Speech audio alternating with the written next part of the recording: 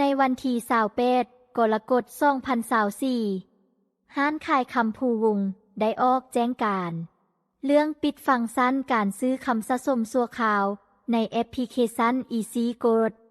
ข้าพเจ้าต่างหน้ากลุ่มบริษัทคำภูวงศ์ขอออกแจ้งการฉบับนี้มายังลูกค้าทุกท่านเพื่อรับทราบว่าเนื่องจากมียอดธุรกรรมในการสั่งซื้อเกิดขึ้นพร้อมกันเป็นจำนวนล่วงหลายเฮ็ดให้เกินที่ระบบเฮารองรับได้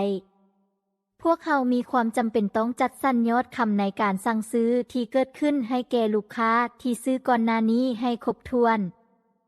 ฉะนั้นเฮาจึงเจ้าการสั่งซื้องวดใหม่ก่อนภายหลังเฮาจัดสรรสต็อกให้ครบถ้วนกับยอดสั่งซื้อก่อนหน้านี้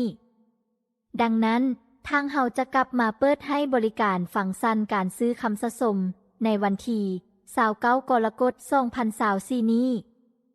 ภายหลังแจ้งการฉบับนี้ได้ถูกโพสต์ลงในเฟซบุ๊กก็มีประชาชนจำนวนหนึ่งได้เข้ามาแสดงความคิดเห็นต่างๆนานาบางคนก็ว่ากินกันเซิงๆหน้าหมดศรัทธาเลยค่อยผู้หนึ่งลาแล้วห้านนี้จบแล้วนายต่อไปอุดหนุนห้านใหม่ได้เลยห้านคำลือห้านน้ำปั่นต้มตุนประชาชนแล้วมาต่อเลยอีกและยังมีอีกหลายคอมเมนต์